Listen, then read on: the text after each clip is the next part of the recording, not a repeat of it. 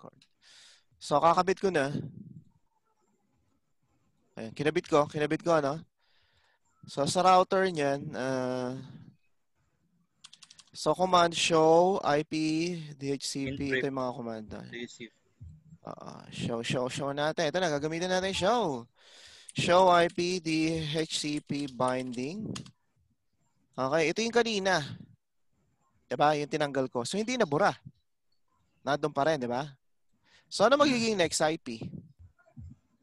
Kasi .6 yan eh. .7, tama? 7. Oo, so ito na. ipconfig/renew. .7 O yun, tama. .7 Okay ba? Tapos may DNS. But .3. Pero yung gateway tama. .1. Okay? Tignan ko nga kung may gateway yung server ko. Gateway lang yan. Ay, isa pa. Sir, yung kabilang server. Si Gibbons. Okay, si Gibbons. Ito kasi nakahugot na 192.168.3.2. Tama. 3.2 nahugot niya, di ba? So, magkakabit pa ang isa pang PC.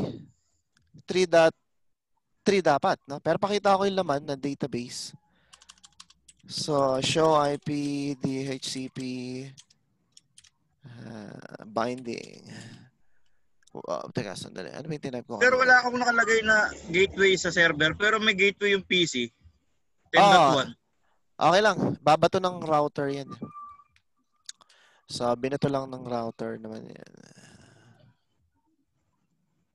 So, yung binding. So, ito, show IP. Walang binding, na? Pero may IP to, eh. Sige, IP config ko ulit. 3.2, re-release ko. 3.4 dapat. O yan, nawala na, di ba? Na-release ko eh. Pero dito pala, tinitingnan sa Edmonton. Ni-release ko na si 3.2, So, tatype ko ulit. Binding. Nawala na si 3.2. Oh, di ba? Burado. Ni-release ko eh.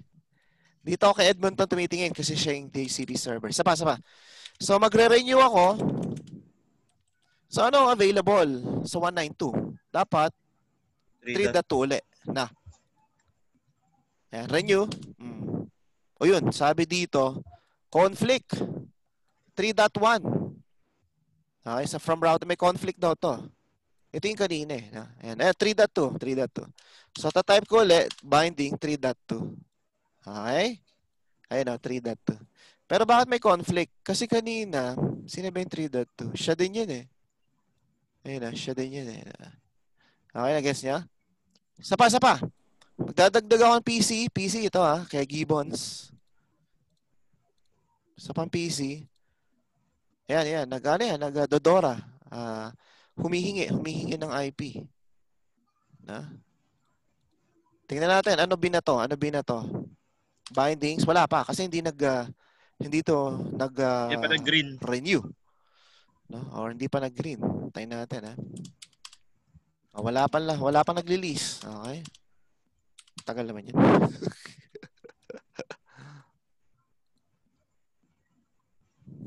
Ayun, green na.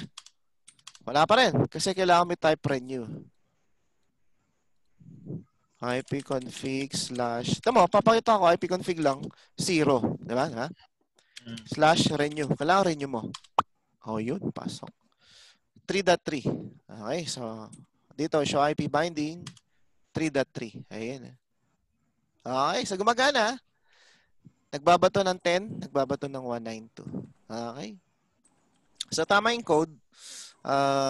Tinanggal ko lang yung iba, domain name, di gumagana, list, di gumagana. Kasi nga packet tracer Pero sa physical, gagana yan. Or GNS, gagana yan. Okay, ngayon, yung DNS parang walang function din eh. Pero, ang function nito, since dinefine ko dito sa dapat ma-resolve niya yan.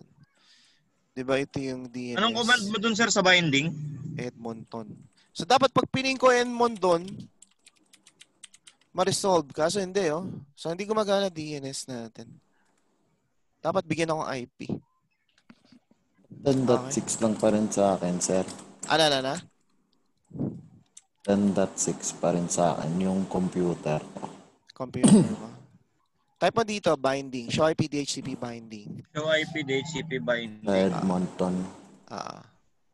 Ganun pa rin baba to. Kasi ano Sure. available kasi yan 6 na yan eh. So yan ay baba to. Yung 10.6 hardware tsaka 3.2 lang pinakita. Pwede ka pa magdagdag. Dagdag ka pa ng isang Hindi PC. yata pinakita yung sa server, sir. Hindi yata binasa yung server ko. Hindi. Bali wala ring server. Ito to. Basta may DHCP lang. Ito. Nagdagdag uli ako ng isang PC. Okay ha. Saan yung binding? Yan. So nagdagdag ako. So wala tong IP. Diba? Walang IP. Nakakabit kay Edmonton dapat 10.007. Saan ba tayo? 00. So, naalat na yung 7 eh. So, dapat 8. Okay? 8. Okay, tingnan natin ha. Kung 8 talaga. Renew. Renewing. 8 talaga. Galing na. Series stall. Ayun o, 8. Okay. Ngayon 7, wala naman 7 kasi dinilit ko na siya, di ba? Dinilit ko eh. So, paano tanggalin to? So, ito yung nawe-waste.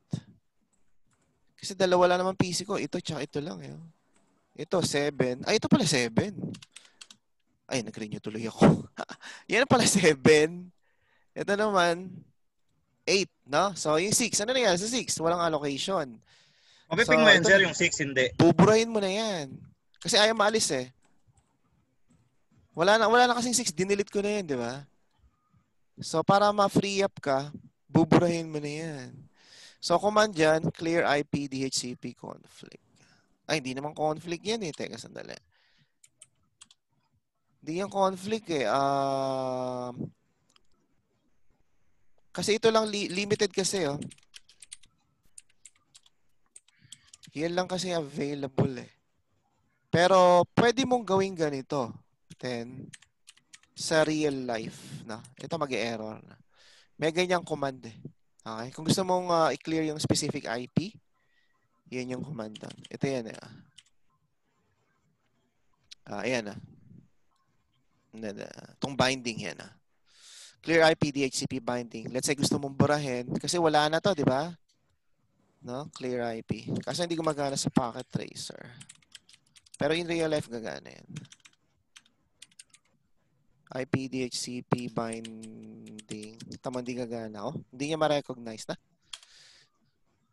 Okay. So, other information, kung may conflict, show IP DHCP conflict. So far, wala. Check mo yung relay. Ayan.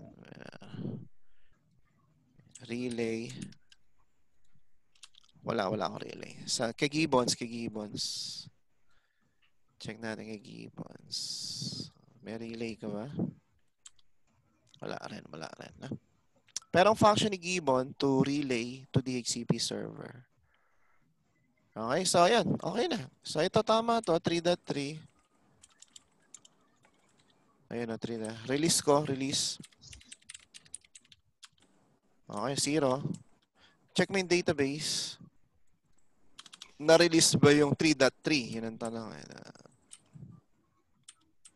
Show IP DHCP binding 3.3. Ay, na-release nga. Na-release. Okay? Renew.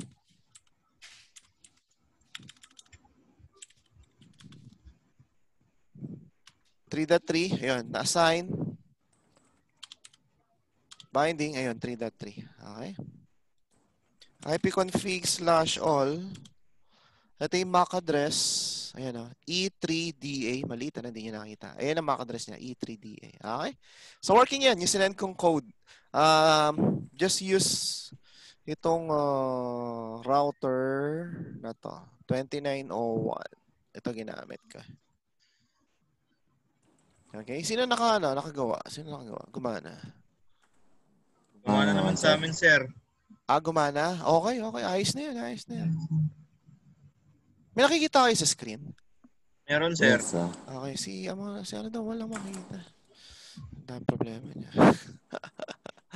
Okay na yan. So, successful. Next one is NAT. Move on na tayo, no? Since tapos na sir. NAT naman. Any question? Sir, baka alis na ako. Sir, may work ako, sir. Sige, okay lang. Recorded naman to. Teka, nagre-record. Stop